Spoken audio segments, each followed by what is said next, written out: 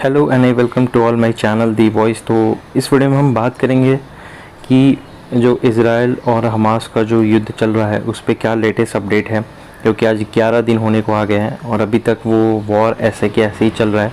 तो लेटेस्ट क्या डेवलपमेंट है उस पर आइए इस वीडियो में मैं आपको डिटेल में बताता हूँ। तो जैसा कि आप देख सकते हैं ये मैप मैंने खोल के रखा है। ये जो इज़राइल का मैप है मैं इसको थोड़ा इनलार्ज करता हूँ, इसको एक बार डिलीट कर देते हैं और फिर इसको इनलार्ज करके डिटेल में समझते हैं कि इशू क्या है। तो ये जो मैप है यहाँ पे आप देख पाएंगे कि ये है अपना इज़राइल यहाँ पे, और ये है आपका गाजा स्ट्रिप, जिसको कि हम अभी न्यूज़ में है। ये गाजा स्ट्रिप ये पूरा जो है मैं इसको मार्क कर देता हूँ ताकि इजी हो देखने में। हाँ, ये जो इलाका है ये पूरा गाजा स्ट्रिप है। ये गाजा स्ट्रिप है। बेसिकली देखा जाए तो पैलेस्टीन जो था वो दो भागों में बढ़ गया। ये छोटे से इमेज में देख सकते हैं, ये गाजा स्ट्रिप है और ये वेस्ट बैंक है। ऐसे बीच में इज़राइल है, इधर गाजा स्ट्रिप है मेडिटेरियन सी के पास, और इधर वेस्ट बैंक है। ठीक है, वेस्ट बैंक का आपका जो कि मेन लाइन इज़राइल जिसको बोल सकते हैं, गाजा स्ट्रिप पे हमास का कंट्रोल है। तो गाजा स्ट्रिप पे यहाँ पे वॉर चल रही है। इज़राइल का वॉर सीधे डायरेक्ट गाजा स्ट्रिप के साथ है, और इजिप्ट ने ये बोला है कि ठीक है हम मेडिएशन करने के लिए रेडी हैं, हम इज़राइल से बात कर रहे हैं। इजिप्ट आप देख सकते हैं यहाँ पे सदर्न बॉर्डर है इजिप्ट का।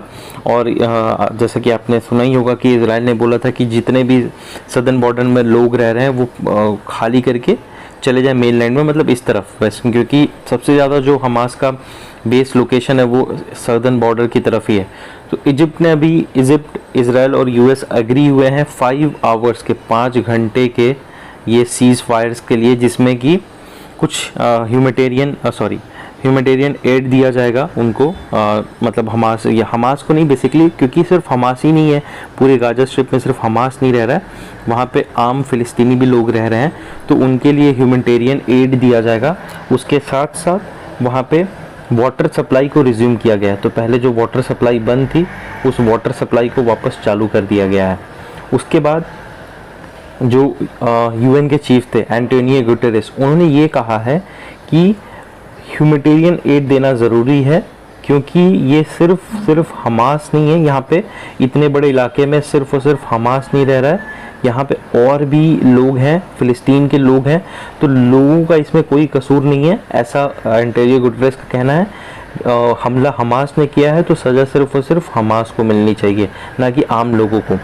इज़राइल का कहना क्लियर है कि भाई जब तक ये इलाका, इज़राइल ने क्लियर कर दिया है कि जो भी सिटीजन है जो कि हमास से एसोसिएटेड नहीं है वो ये इलाका खाली करके और इस साइड मूव कर जाएं, क्योंकि इस इलाके में हम ग्राउंड इन्वेजन करने वाले हैं। इज़राइल पूरी तरह से तैयार है ग्राउंड इन्वेजन करने के लिए।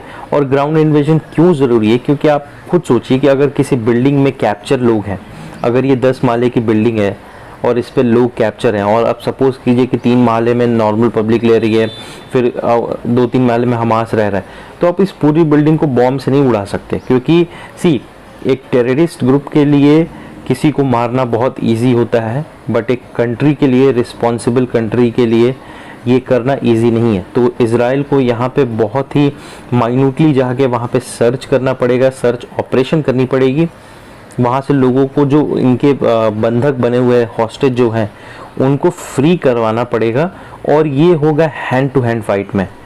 हैंड टू हैंड मतलब जैसे हम कश्मीर में करते हैं, मतलब घर में घुस के हमको हर घर की तलाशी इनको लेनी पड़ेगी, तब जाके ये फ्री करवा पाएंगे जो भी इनके वहाँ पे हॉस्टेज पकड़े गए हैं। अराउंड 100 से ज़्यादा हॉस्टेज पकड़े गए हैं। अभी तक की जो स्थिति है, ऐसा कहा जा रहा है कि 2300 लोग मरे हैं गाज़ा में, और 1200 के आसपास लोग मरे हैं इज़राइल में।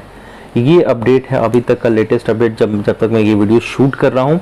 और कहा यह भी जा रहा है कि इज़राइल ने लेबनान में हिजबुल्लाह पर भी स्ट्राइक किया है। अब आप पूछेंगे हिजबुल्लाह कहाँ है, तो जैसे कि ये मैप में आप दिखा दूँ मैं आपको, और इस मैप को अगर हम यहाँ पे स्क्रॉल डाउन करेंगे तो इस साइड का जो इलाका है यहाँ पे, इस मैप में यहाँ पे आप ये देख पा रहे हैं, ये लेबनान यहाँ पे। मैं थोड़ा सा ना इसको आपको दिखाने के लिए इसको थोड़ा जूम करता हूँ ताकि आप देख पाएंगे। ये है लेबनान, ये आप देख पा रहे हैं, ये है लेबनान।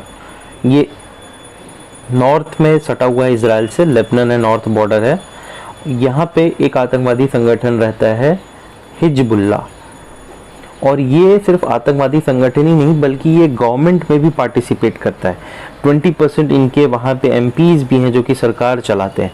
तो हिजबुल्ला के भी ठिकानों पे इजराइल ने हमला किया है, और एक क्लियर स्टेटमेंट है इजराइल का कि हम इस बार किसी को नहीं छोड़ने वाले हैं, जो भी बीच में आएगा वी विल डिस्ट्रॉय देम।